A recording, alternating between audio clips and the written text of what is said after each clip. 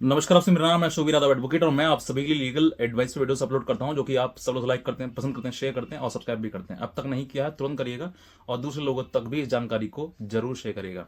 देखिए, आपकी पत्नी ने आपके ऊपर 498 के साथ साथ में 12 DV यानी कि घरेलू हिंसा का भी आपके ऊपर केस दर्ज करवा दिया है।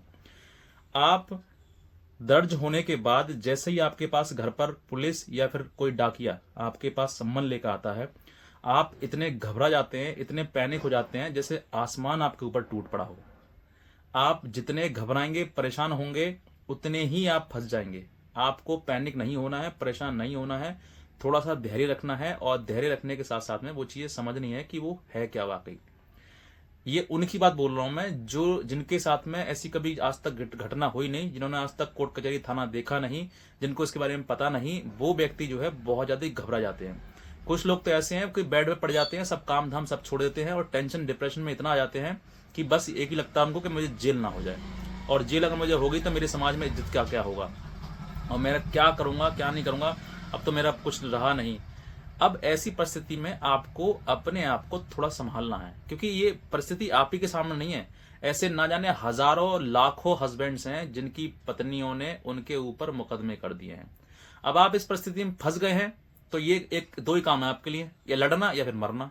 मरोगे क्यों? आपने कौन सा गलत काम किया है? आपने कौन सा इतना बड़ा पहाड़ तोड़ दिया कि साहब मरना ही है, अब मरने के बाद कोई रास्ता है ही नहीं? लड़ना सही तरीका यही है, लड़ना। जब आपके ऊपर गलत तरीके से, अननेसेसरी तरीके से आपके ऊपर कोई भी झूठा मुकदमा दर्ज करवा दिया गया है, तो आपके पास एक ही ऑप्शन है कि आप लड़ें, क्योंकि आपने कोई गलती नहीं करी। और आपने जब गलती नहीं करी तो उसकी सजा आपको क्यों?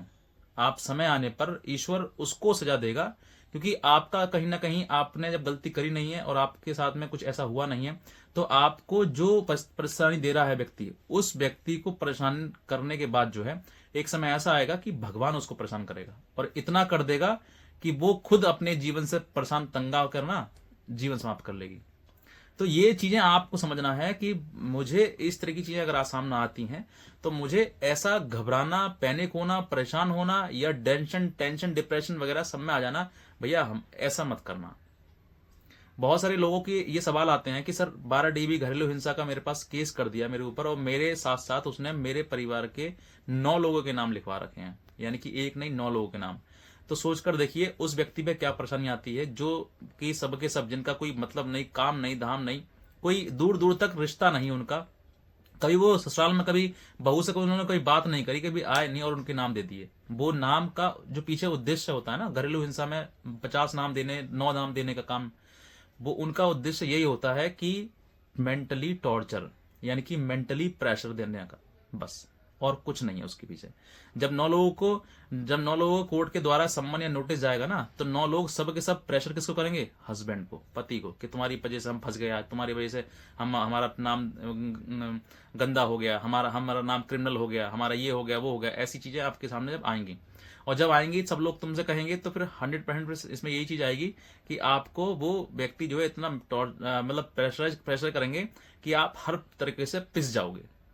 एक तो पत्नी से दूर, परिवार से दूर, दूसरा जो रिश्तेदार हैं आपके, घर परिवार वाले हैं, और सबसे सेंसिटिव चीज है आपकी मम्मी का नाम आ गया, आपके पिता का नाम आ गया, आपकी बहन का नाम आ गया, भाई का नाम आ गया, जिनका कोई रोल नहीं है।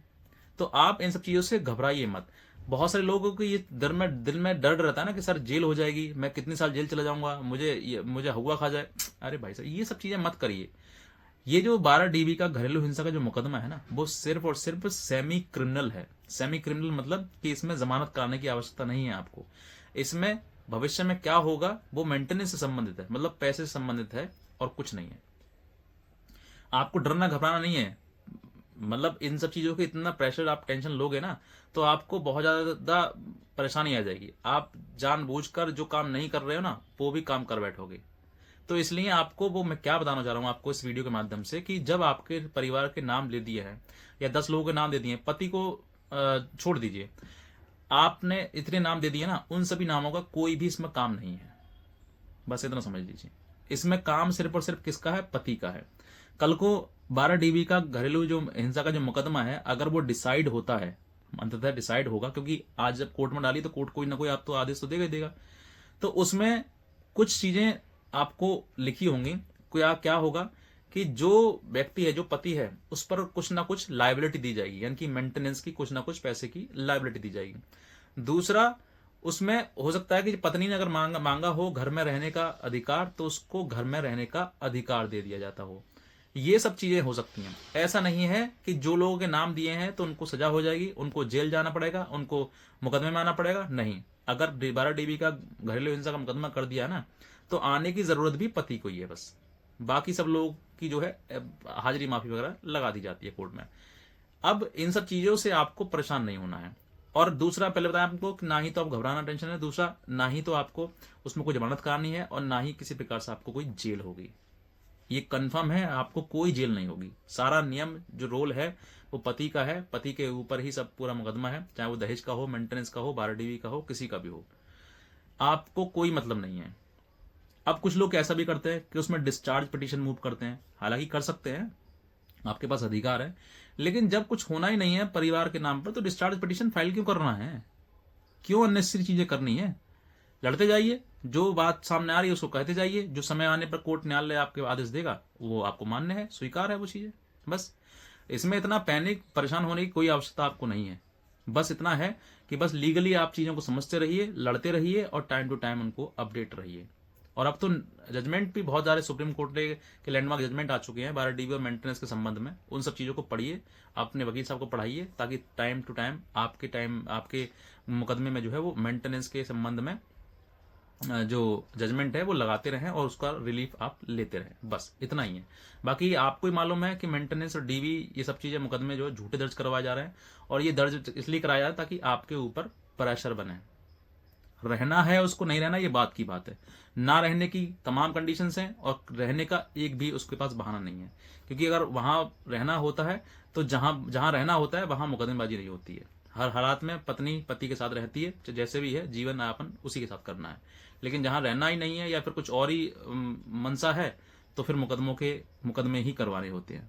तो बस मैं इतना कहना चाहूंगा, अगर आप नए हैं तुरंत सब्सक्राइब कर लें और दूसरे लोगों तक जरूर शेयर करें। आज का वीडियो देखना आपसे बहुत धन्यवाद।